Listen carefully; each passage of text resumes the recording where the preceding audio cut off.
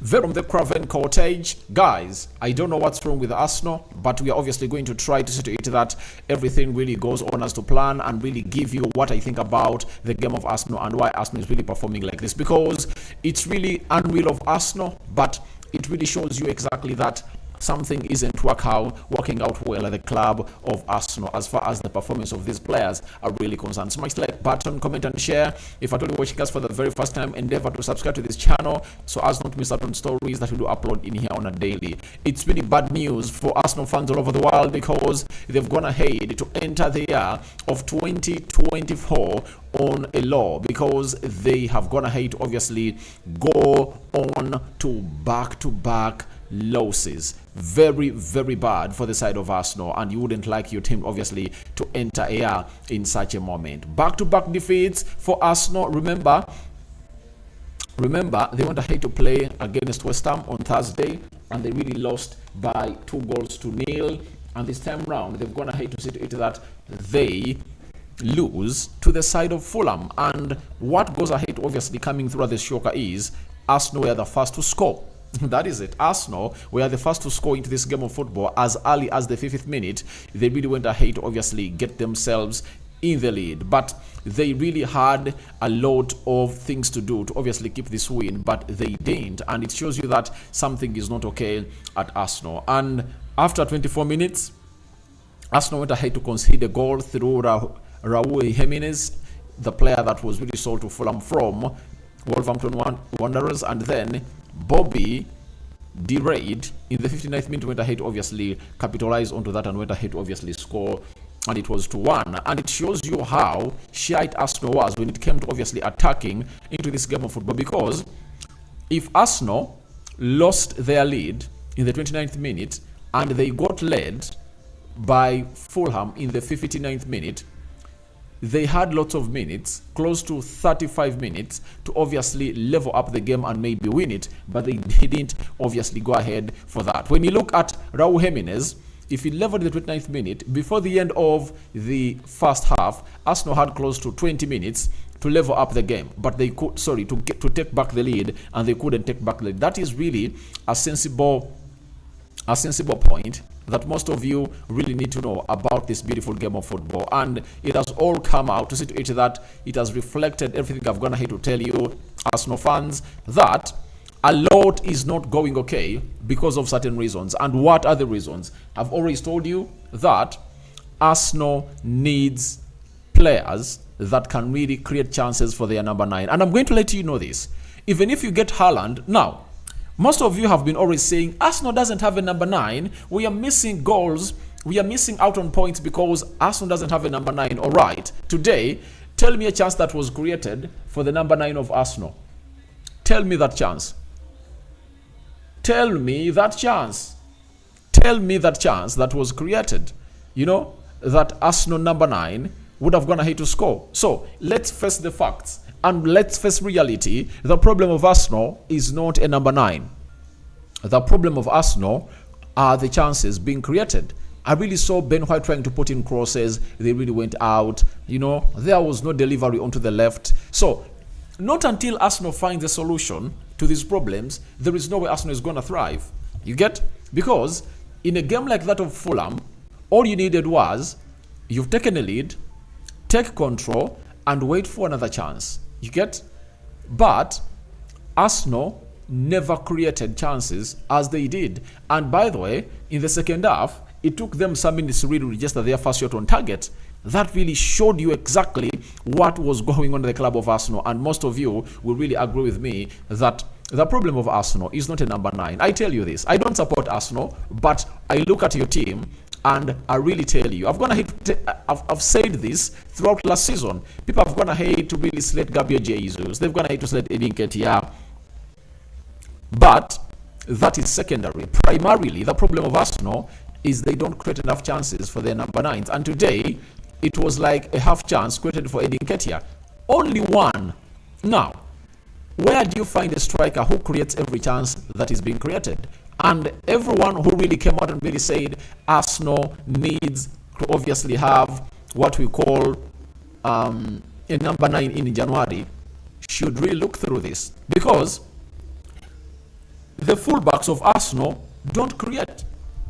I've seen one saying Arsenal has missed out on Zinchenko because of the way he inverts into the midfield. I asked, Zinchenko played the previous 2 games of Arsenal. Arsenal drew to Liverpool 1-1, courtesy of a mistake made by Zinchenko, and tell me what Zinchenko did that helped Arsenal play, going forward. Come out and really show me that. Then, the game of Fulham, the first goal, Zinchenko was the culprit. So, I like everyone who puts up his analysis, but let's face the big picture. Arsenal needs more creativity. That is it. Because I've seen teams win the Premier League without number 9s. I've seen Man City do it like twice. When they don't have a number 9, Kun Aguero was benched throughout the entire season. And when Kun Aguero left, Gabriel Jesus, Sterling, Riyad Mahrez were really tasked to score goals for Man City, and Man City went ahead to win that league. You remember that very well, before Gabriel Jesus went ahead to cross to come in and really play for the side of Arsenal. Don't you remember that? So, let's not shift from the cause. Arsenal need surging fullbacks to really create a lot. I saw a goal. If at all anyone watched the game of Chelsea, like when they are playing Crystal Palace in the midweek, if you really watch that game very well, the first goal that they score through Mykhailo Modric, do you see the step over? I think it was a very good turn on the ball made by Malo Gusto. Remember, Malo Gusto is a right back, and Malo Gusto went ahead and really surged into the central axis. When he ran through the central axis, he gave it to Nkunku. Nkunku released Mykhailo Modric, and Mykhailo Modric went ahead to obviously score. Now, all I want to let you know is that if you want fullbacks that can really create chances, you need one who can even be the spark of the attack. And guys, let me ask you, how many times have you seen Zinchenko being the spark of the attack? I really respect Zinchenko. He plays very well. He's one of the good players that have gone ahead to obviously coming through and really put up a very good show. But he owns the ball very well. But what does he do when when he's having that ball? Does it cost the opponent? That is the most important bit of it all. You get? So, those are things that Arsenal need to address. When you look at players like Kyle Walker, when you look at players like Rich James, look at fullbacks like Diego Dalot of Man United, look at fullbacks like Trent Alexander-Arnold, those caliber. Arsenal needs another force to obviously support its front three, because when they're suffocated, because teams will compact, and when those teams compact, they'll be into the 18-yard box area and in the half spaces, meaning that the touchline will be really empty and having yards of space for these players to really operate. But for Arsenal, Martinelli will occupy the touchline, the left touchline, and Bukayo Saka will occupy the right touchline, meaning that the width that would have gone ahead to be utilized by the fullbacks of Arsenal is being utilized by these people. That is it. So, Arteta needs to change his shape.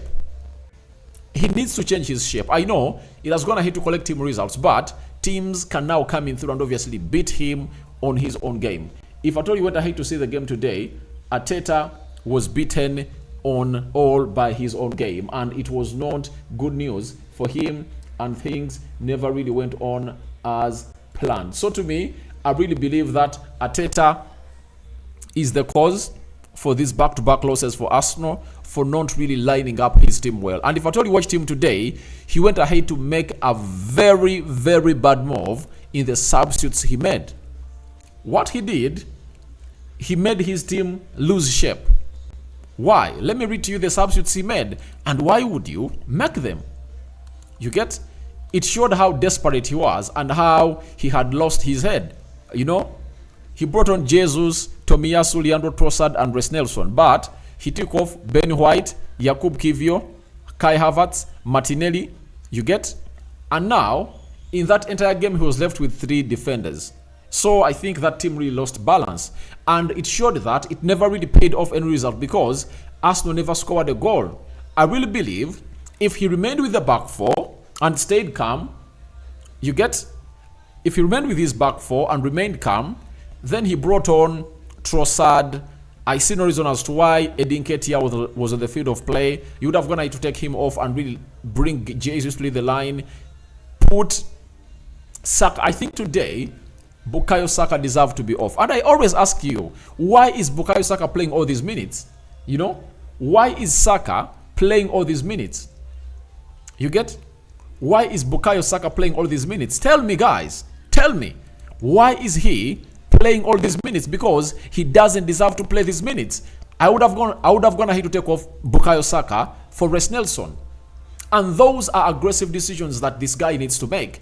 I've told you that Saka has been really playing very many games and has been really looking bad. And if there is any signing that Arsenal should be looking at, they should be looking at a left-footed player who plays on the right forward of Arsenal to come in and compete with Bukayo Saka. Bukayo Saka is not this kind of a player like, look at Palmer. When you look at Palmer and Phil Foden, they are the Mason Greenwoods of this world. They are in the same age bracket with Bukayo Saka, but for them, they are more talented and they bring more to the game than Bukayo Saka. When I say these things when Arsenal win, people say, Rokan has an agenda on Bukayo Saka. It's not an agenda. But if you are really talented, you do what Carl Palmer did yesterday. Carl Palmer gets a ball for the first goal. He hits it near the 18 yards box area. You get? And it goes in the back of the net. Now, look at the second goal he scores in that game that makes it 3-0 for the side of Chelsea. Nicholas Jackson drops deep. When Nicholas Jackson dropped deep, he released him and he had close to 4 players to deal with. He took off like 2 plus the goalkeeper and went ahead to score an empty net. That's what we call quality. And today, Saka got in such positions, but he was looking down on the ball and he shot. Then Paulinho went ahead to obviously block that shot. But if you are a player of pure quality, you even don't look on the ball. All you have to, you know, your legs will know where the ball is and they will obviously go to where, and the eyes will look to where your opponents are coming in from, and then you execute it very well. I say this. Saka is really a good player, but he's not as good as you guys think. I repeat it. You might hate me about this. You might hate me for this, but Arsenal need a player. Even if it's a Pedro Neto, you know, even if it's a Muhammad Kudus, let them look for a player who has something special in him. Because Arsenal will continue facing such losses if they don't really get in better players. And I'm saying this because I know very many Arsenal fans will say Rokani is a he's a Manchester United supporter and is really having an agenda, you know. But I don't have an agenda on any player, but I'm telling you the truth, because all you know that you are really shrinking is when you look at your opponents that you face. For example, look at Manchester City. Their forward line, Jack Grealish, Doku, Kevin De Bruyne, Haaland, Julian Alves, Bernardo Silva, Phil Foden. Now, look at that quality they have and compare those players with yours. And if at all those players are their best, how many forwards of Arsenal get into the starting 11 of Man City? Because right now, Phil Foden is flying and he's playing better than Bukayo Saka. You all know that. Secondly, Doku and Jack Grealish are really playing better than Martinelli. And when you talk about Martinelli, tell me what else Martinelli did apart from really that effort that results into a Bukayo Saka goal. You get? So, they have to really exonerate themselves. And how do you exonerate yourself? It's by facing reality. You have to face the reality. And when you face the reality, it obviously comes out and you really get the best out of yourself. That is it. So, center forward is not a problem. Arsenal have to pray hard that they get back Julian Timber on time. Because Julian Timber can solve such situations. You get, especially when he's played as a right back. He'll really surge, invert into the midfield and create chances. Now, from today and onwards, I want you to hold up your pen when you're really watching a game of Arsenal. Count for me how many crosses, how many cutbacks, how many pullbacks do the fullbacks of Arsenal put in.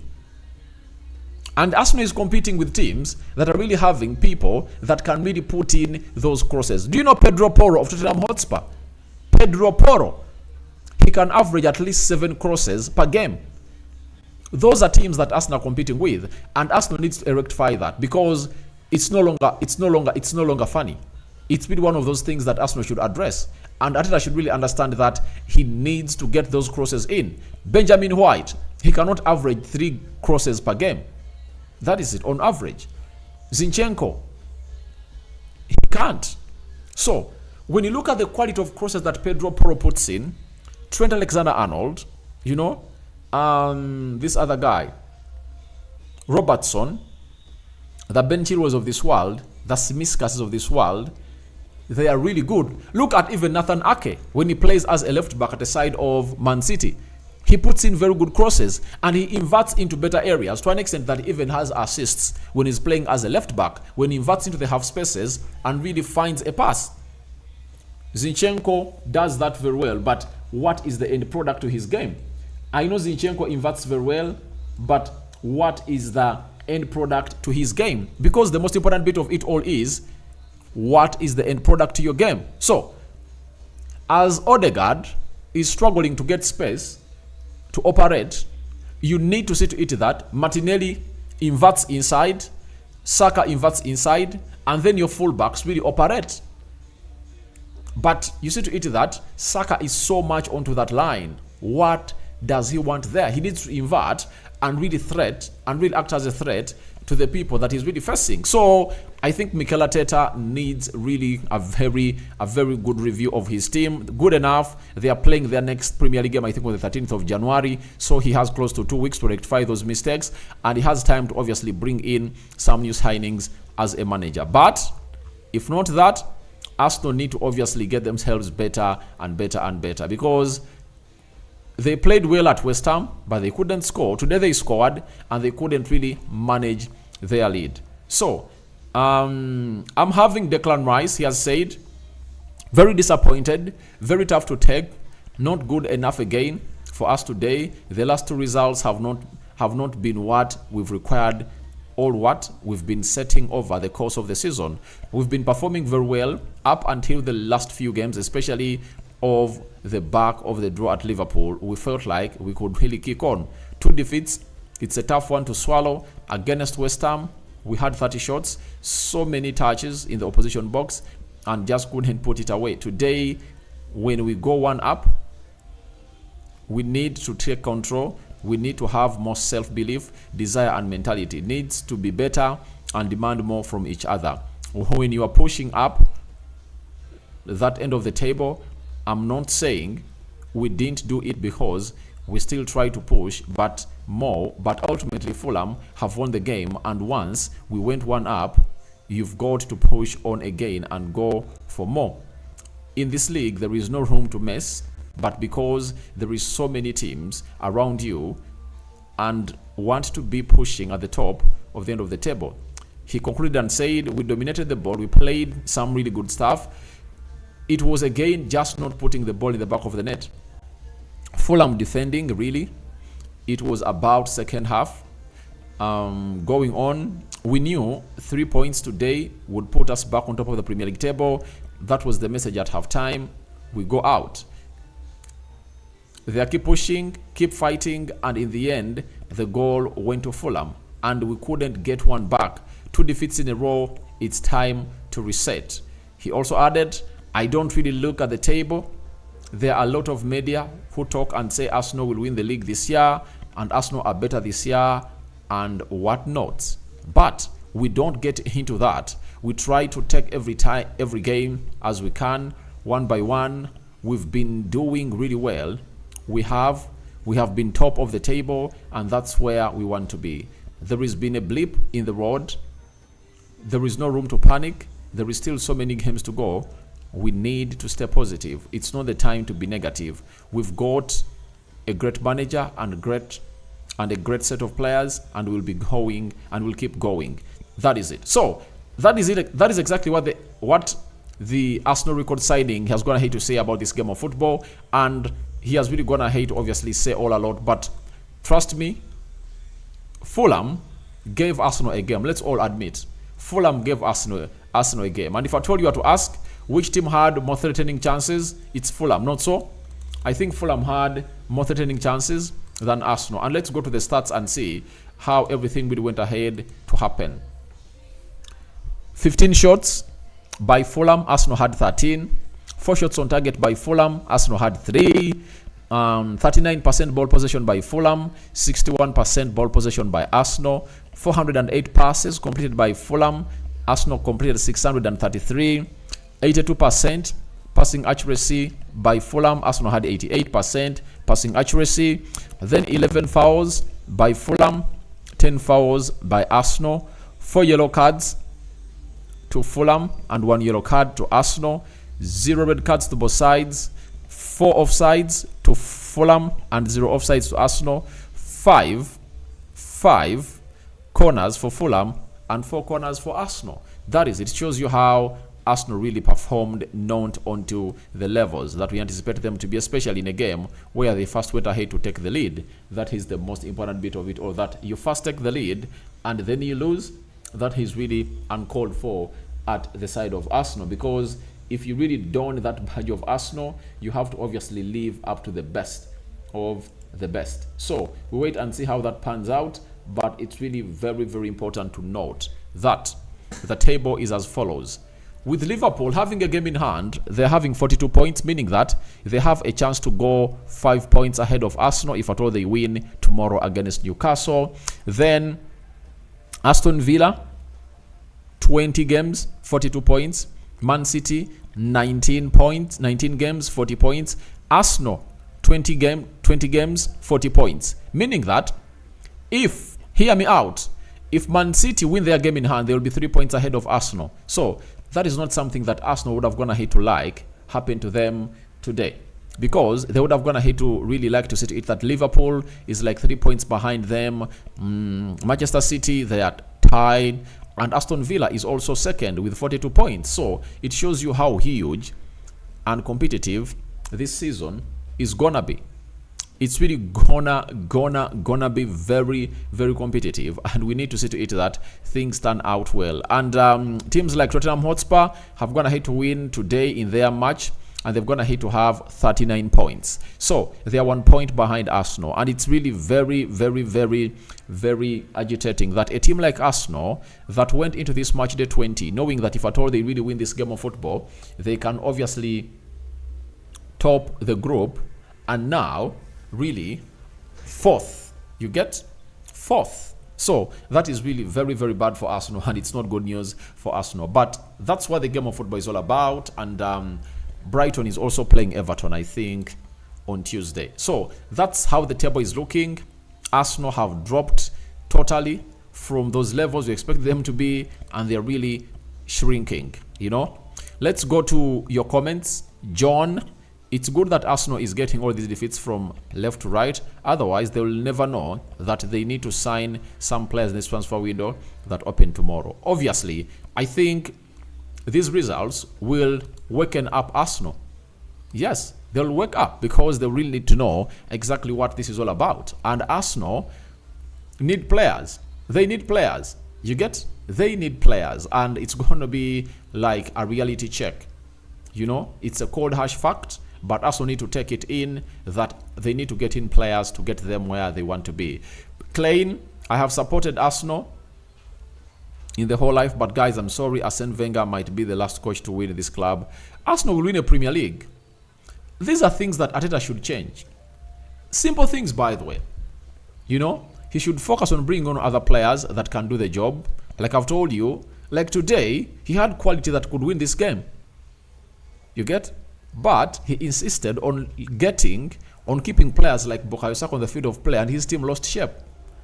That's what he insisted at. And it was really very, very, very bad that he went ahead to make such a decision. And no one makes such a decision like Mikel Arteta went ahead to make. You get? You have to leave your team in shape. Take off Bukayo Saka and bring on Reece Nelson. That is it.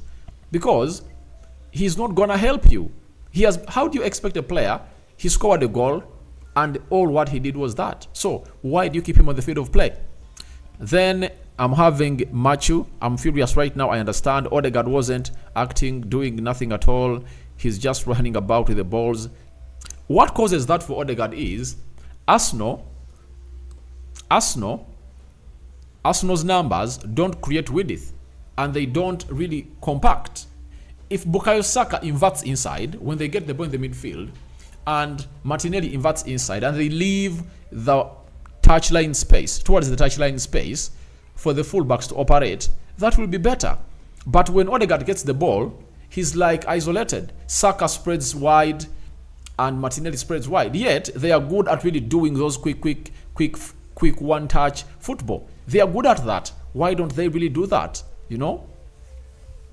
Yasir, you said it took a lot of time without shot on target. If I may ask, who takes shot to goal? It's a sharp striker. And you're saying a striker to take a shot, he needs to be given. By the way, the most player who is really in tight spaces is a striker. So if you never saw the likes of Odegaard, who really had yards of space outside the 10 yards box area, not taking a shot, it shows you how bad Arsenal look today. And a striker taking a shot, it's a by the way, but a striker is meant to really be fed and score. I ask you, if you had Erling Haaland today, tell me a goal that I've gone to score for Arsenal. Tell me which goal. What goal would Haaland score for Arsenal today? You know, even if it's Harry Kane, what goal would he have gone to score for Arsenal today? Nothing. The problem is not a striker. The problem is Arsenal creating chances. If Arsenal start creating chances for their number 9s and they are missing them game in, game out, then that's when you raise that. But you raise that when they don't even create any chance for the striker. That is really not backed up with evident facts. Then Klein, Ben White, Toto Shem, Nketiah, Spras, surplus to requirement, all right. Martinelli, shambolic. Saka, blind passes. Kivio, far from start. Let me talk about Jakub Kivio. Jakub Kivio disappointed me today, by the way. He's one of those players I really called in for to start, and Arteta went ahead to obviously start him. But when you get a chance to start, you don't let the first goal be on you. When Arsenal's going to hit to take a lead, you don't let that goal happen because he never really marked the man behind him. He never marked the space behind him very well, and that's why he went ahead to obviously gift that goal to the side of Fulham. Let me tell you, the problem of Arsenal is not having substitute players when they are off form. See, like Saka, they can't substitute cause of no substitute. But I think Reece Nelson can do that job. That is it. Musa Catramonio, Arsenal doesn't want to win the trophies. We are just competing for positions cause even if we sign Ivan Toney, nothing will change. I tell you this, even if Arsenal brings in Ivan Toney will need service. Arsenal has to first work on service. And if service is worked on, the rest will go on the right way. Yasin, Arteta is a small coach for a big club. I understand he's a good manager, but there are things that need to really change. You know, sometimes you need to drift, like you saw Pep Guardiola. You know, Pep Guardiola keeps changing. You know, you shouldn't be stagnant. You don't need to be static. Where is midfield of Jorginho, Odegaard, and Rice? And by the way, in a game like this, Jorginho would have gone ahead to do you a better job. I think you get on Jorginho and you push Rice forward because he would have gone ahead to get that ball, and he's really good at really keeping that ball and really passing into those lines, you know, those small pockets of spaces. Jorginho is good, but Arteta never thought about that. And then Arteta fears Saka. I'm telling you, even if Saka is off, can't remove him. That is really a very huge problem. He needs to make what we call decisions that really benefit his side. Cheer up Alex Rokan for the last 3 consecutive matches. Guys, open my eyes. I will not agree with you. This team, we strongly need a striker. Guys, let me tell you, a team that doesn't create chances, how do you tell me that the problem of this team is a striker? Look at other games you're going to have to play this season. You get? sometimes the goals that your strikers are going to hate to score are because of their brilliancy. You get?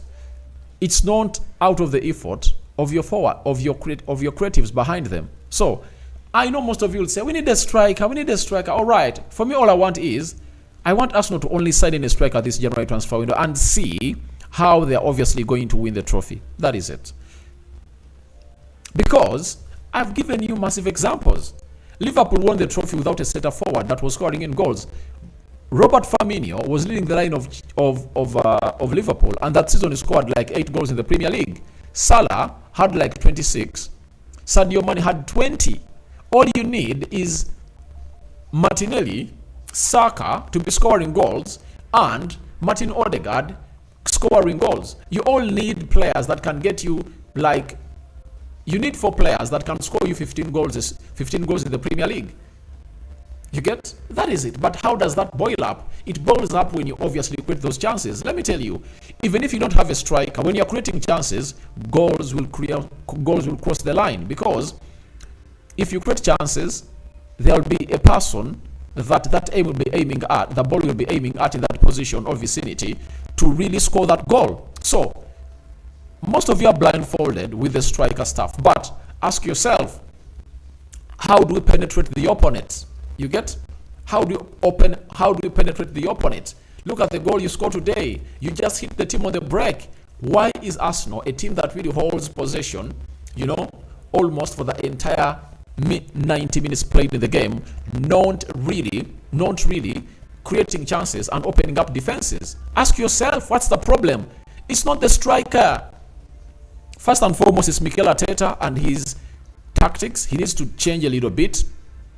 Then they need to get in other players.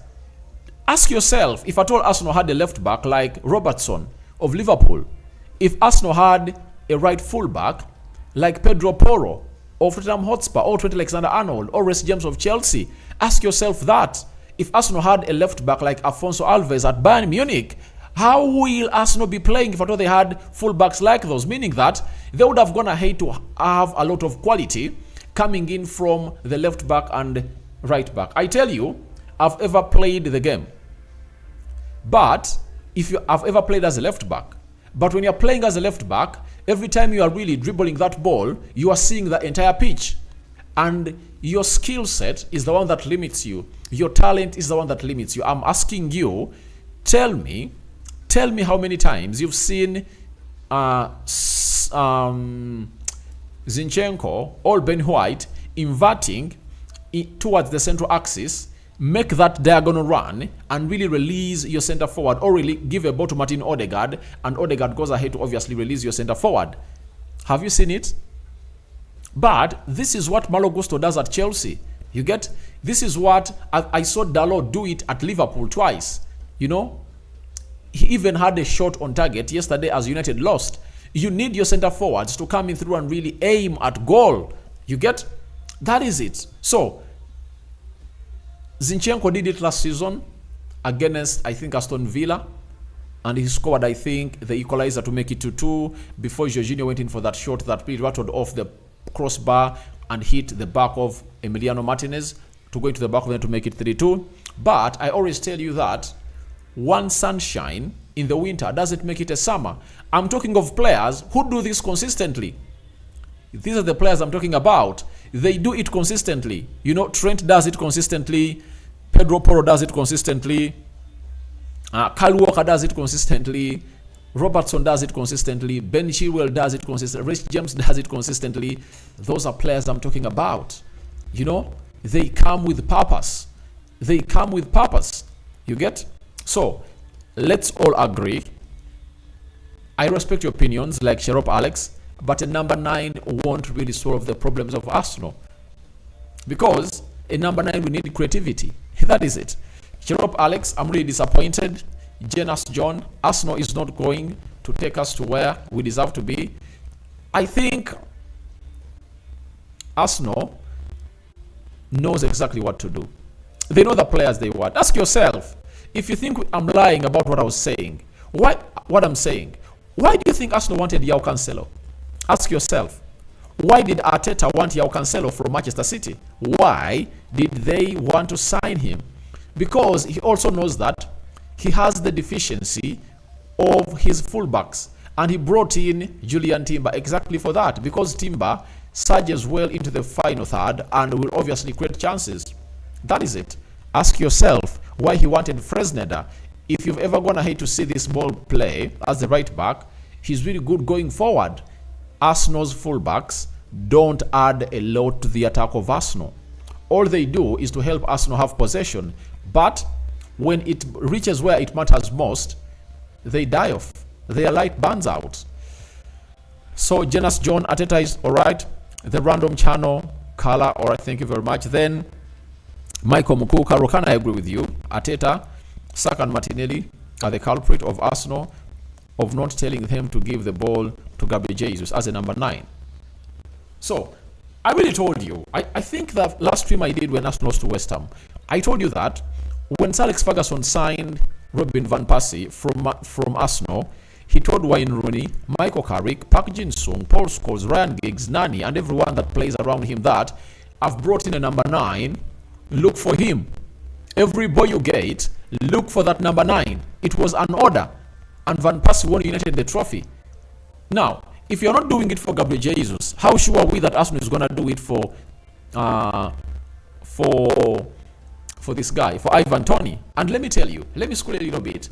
Do you think Ivan Toney, when he comes in through right now, is going to fit in like a glove at Arsenal? No, because all those players that play around him will need to get to know their runs. But when you get in a player like Pedro Neto, he will easily fit in that Arsenal team, because it's all about him being fed the ball outside, inverts inside, raises his eyes, sees the runs of the forward, and then he puts it into the back of the net. That is it. Not so? So, I don't really think that you people are really bringing in the best of the vibe that it's really deserved. The vibe should be all about Arsenal getting in more attack-minded players that are going to feed Eddie Nketiah and Gabriel Jesus, because they can score goals provided you feed them. But how do you ask a cow milk that you don't give banana peelings? Mwemenke James, thank you for the information. Nice, all right. Hamsute, Arsenal need fast fullbacks who are going to push Martinelli, and yeah, Martinelli and Saka are supposed to invert inside, and that space should be left for the fullbacks. So for me, that's what I had for you today. Don't forget to subscribe to this channel so as not to miss out on the stories that we upload in on daily.